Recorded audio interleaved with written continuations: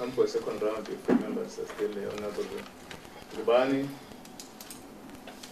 Honorable Lokesam, Kojani, Honorable Mukhale, and Honorable Mutisemse, and Honorable Misho.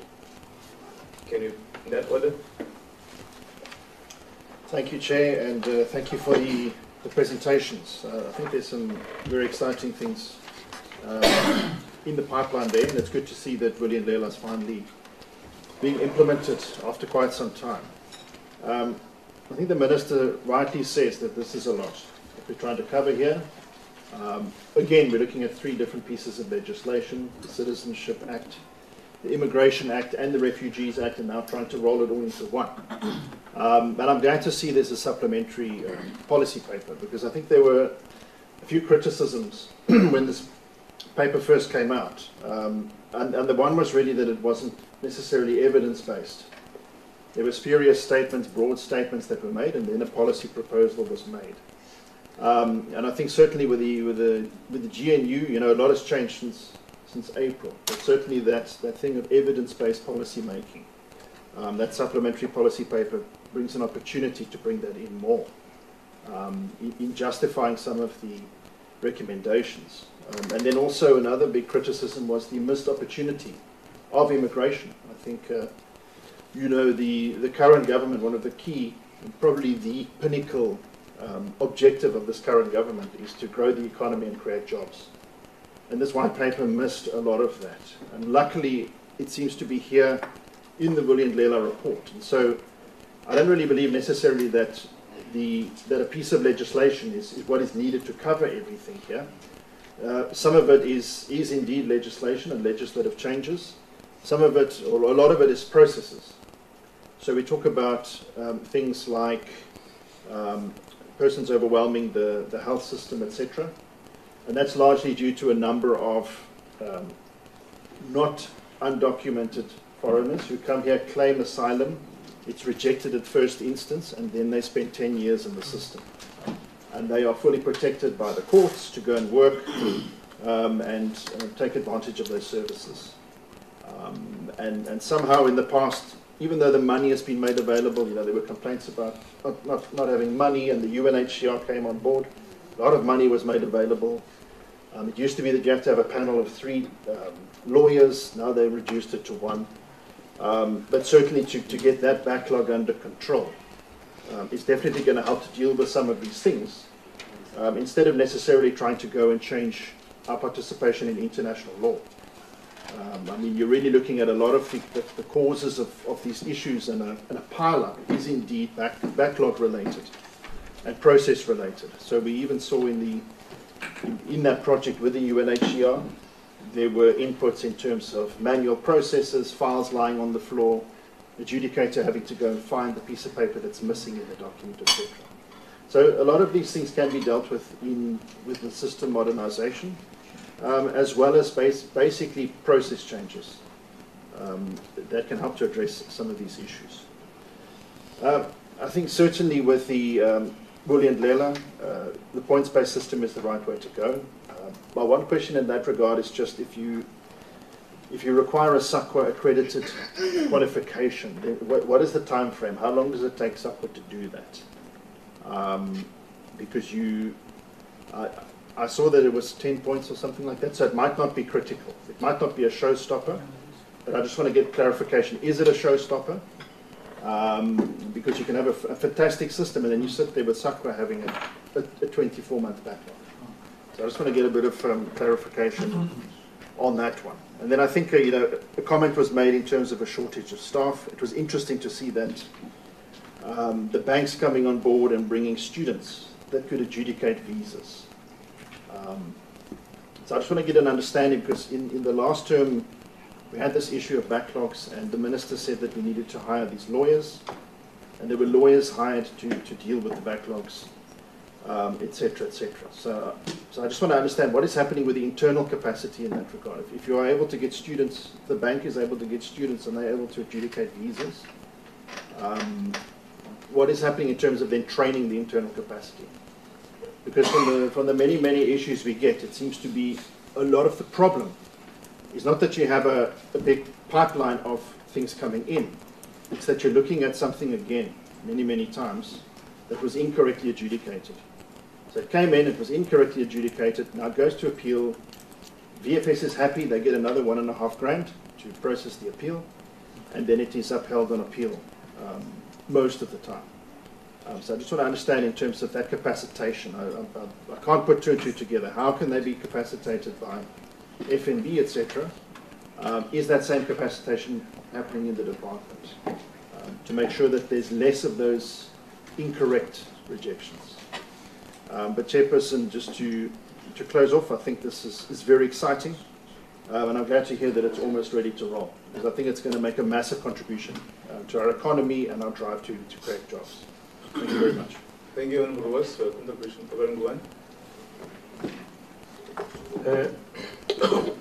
Thank you, Chair. Again, Chair, from my side, I think on most of the things have been covered by my colleagues, but I'll go through them so that I make sure that he covers exactly what I was thinking about.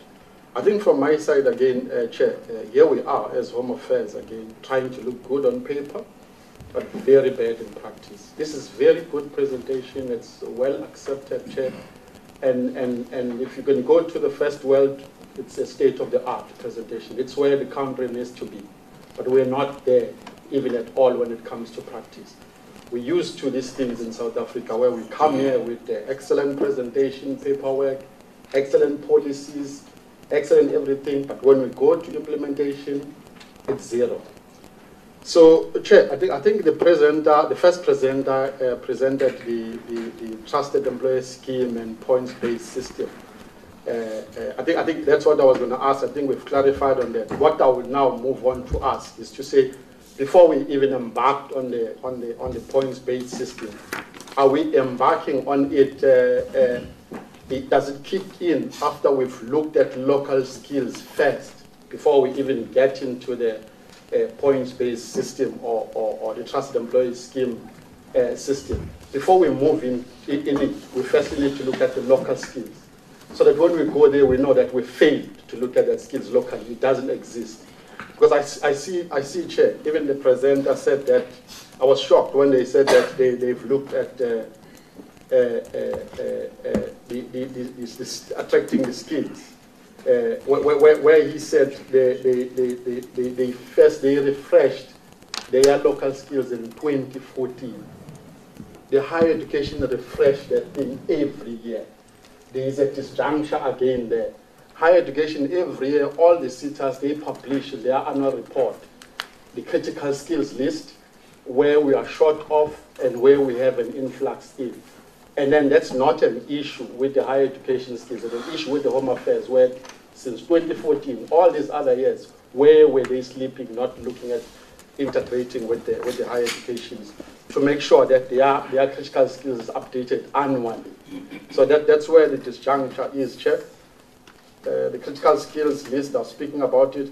And Chair, on another issue, we need to look at capacitating the BMA. We talked nicely here about this visa regime, but we have porous borders. As I emphasized earlier on, it's good when you look at the presentation, borders are porous. People are coming in as like they're going to their bathroom and go back to their bedroom. So borders are porous. We need to go back to basics, solve issues as it is before we come and look at the Ferraris and the Mercedes that are being presented here. That was my first presentation, Chair. On the second presentations, Chair, we need to relook at reviewing visas. When is the CHIP one going to be implemented? Because we're talking about reviewing the visas, reviewing the visas, but we don't talk about the CHIP visas that needs to be implemented, which is critical as well when it comes to this visa reviewing. So colleagues talks about attracting the skills list, and the presenter spoke about integration with the Labour Department. Let's involve the higher education department as well in all of this value chain. It's critical, not only the Labour. The higher education is sitting with NSF they're sitting with an influx of skills that are not hired by the Home Affairs.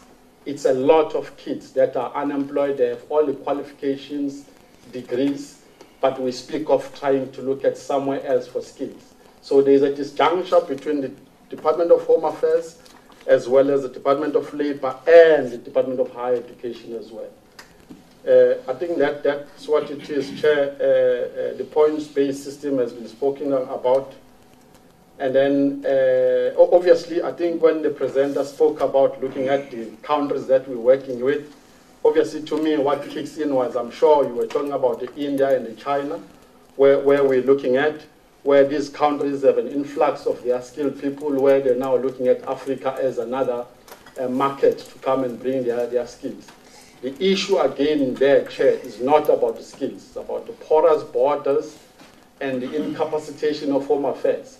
If you go to Midrand, where the Chinese is contracting houses left, right, and center, there's a Chinese that has in the construction house a huge number of Chinese who are just doing construction work, building those buildings.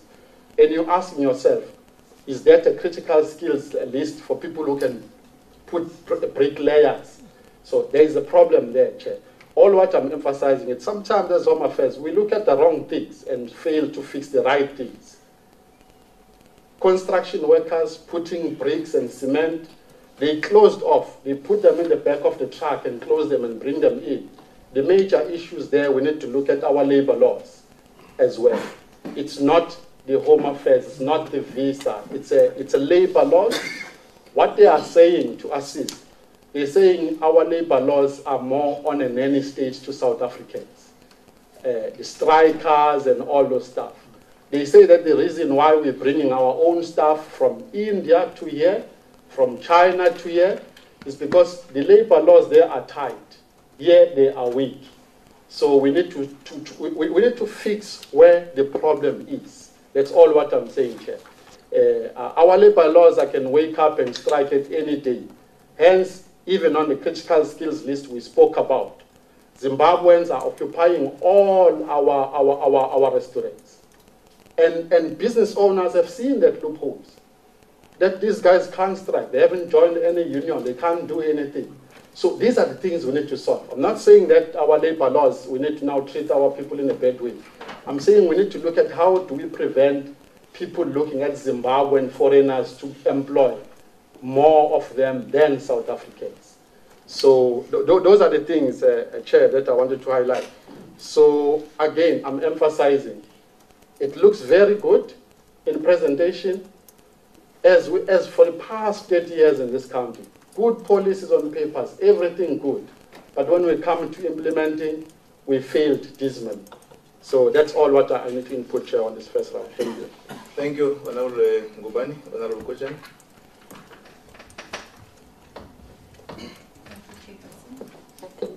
Thank you very much, Chairperson.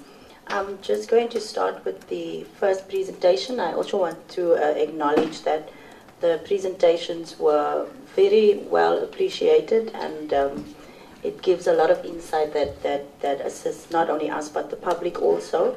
On the first presentation, I would just like to know, it was on slide 7, where the policy positions which were adopted on the white paper enjoyed wide support from the public hearings that were held in 9 provinces. Can we maybe get an idea of what the public were very much in support of? And those who had opposed, if there are certain details that maybe need to be re-looked at. I'm still on the first one.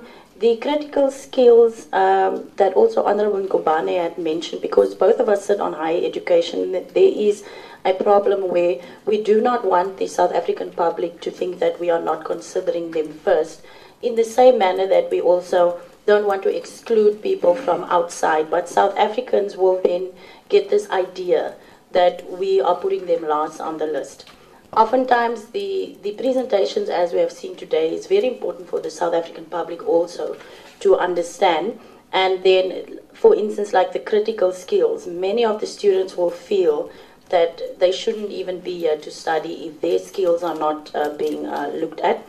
And it was mentioned that there's a positive impact that these skills can have.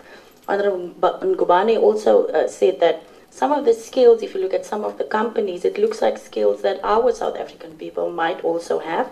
And then how is it more positive that someone from outside would make a positive impact than somebody from inside? So in order not to erode the public trust, we need to just make sure that it is inclusive and that what we say does not upset our citizens. I'm going to move to slide 15, where it said that the asylum seekers should show good cause for the unlawful entry. What exactly would be good cause, and who is it going to be shown to? Because some of the details might be too vague or oversimplified, and again, in order to ensure that the South African public doesn't think that we're putting them on the back burner, perhaps we just give some more detail.